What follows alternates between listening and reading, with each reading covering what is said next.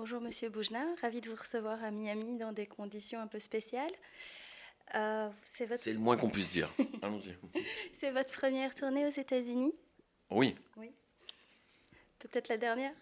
oui, Bon, un peu plus sérieusement. Je sais que pour le coup fin, c'était Daniel Auteuil qui devait avoir le rôle. oui. Et ce rôle a changé votre vie.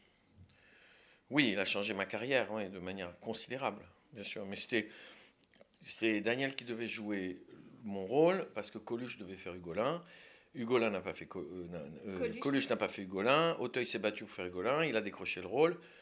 Et il a téléphoné à Colline Serrault en disant je ferai pas le coup fin. Et à ce moment-là, Colline Serrault m'a téléphoné. Et Colline Serrault vous a appelé juste au moment où vous avez dit que vous vouliez tourner avec elle. Vous connaissez toute ma vie. C'est plus la peine que vous m'interviewez. Je vais manger. Elle connaît toute ma vie, cette femme. Vous êtes en train de parler des acteurs. Je tournais un autre film.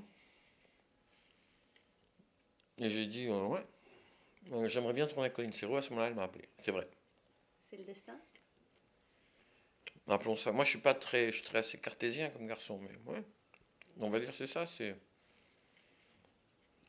une bonne fatalité. Une bonne fatalité. Vous avez commencé il y a quelques années votre carrière de réalisateur. Pour devenir réalisateur, vous avez pris exemple sur chacun des réalisateurs avec lesquels vous avez tourné? Pas tous, mais beaucoup. Mm. Surtout les techniciens. Surtout les techniciens? J'ai j'ai eu la chance de travailler avec d'immenses techniciens, de très grands chefs opérateurs, comme acteurs, hein, des très grands cadreurs, des très grands ingénieurs du son. Et donc, chaque fois que je travaillais avec des gens comme ça, pendant le tournage, j'allais jamais dans ma loge, je passais mon temps avec eux à leur poser des questions et j'avais des cahiers. Et je note tout sur les cahiers. Et ils m'ont beaucoup, beaucoup appris. Les metteurs en scène aussi m'ont appris, évidemment, hein. Mais les techniciens m'ont énormément appris. Maintenant que vous êtes passé réalisateur, quand vous devez tourner pour quelqu'un, est-ce que vous sentez une différence? Oui, bien sûr. Je connais tous les problèmes des metteurs en scène. Enfin, tous, non, mais j'en connais pas mal. Les angoisses, le temps qui passe, le pognon, l'équipe. Donc, avant, quand j'étais acteur, moi j'ai eu beaucoup de chance. J'ai commencé le cinéma, j'étais déjà vedette. Donc, j'étais vraiment traité comme une starlette. J'avais mon chauffeur, ma loge, machin, tout le bordel. Et donc, je ne me rendais pas tout à fait compte du problème qu'un film posait.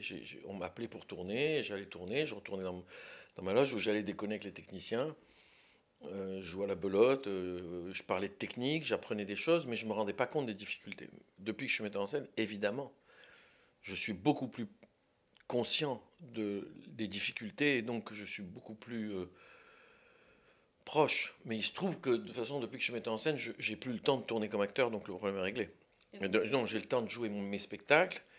Euh, D'ailleurs, je crois que j'y consacre un peu trop de temps. Dans certains cas. Elle est très bonne, celle-là. Comprendra qui voudra. Que les gens sachent quand même un tout petit peu, je suis au bord du suicide, d'accord? Et on en rigole quand je le dis, mais quand je me serai vraiment suicidé, les gens ne rigoleront plus. Euh, euh, donc le problème est réglé. Le problème est réglé. Voilà.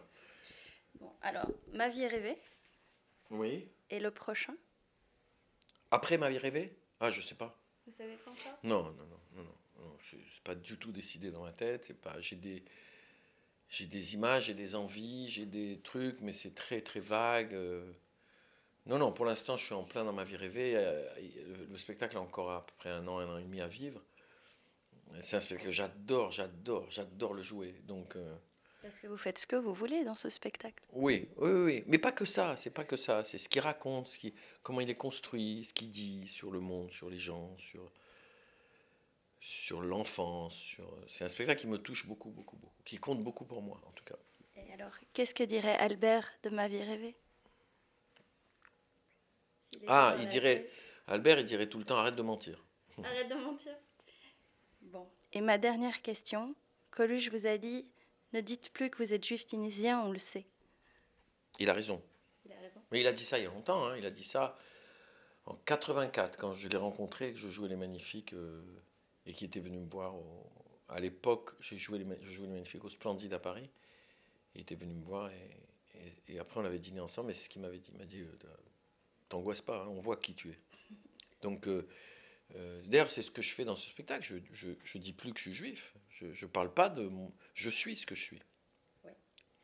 En tout cas, merci beaucoup. Ouais, je vous en prie.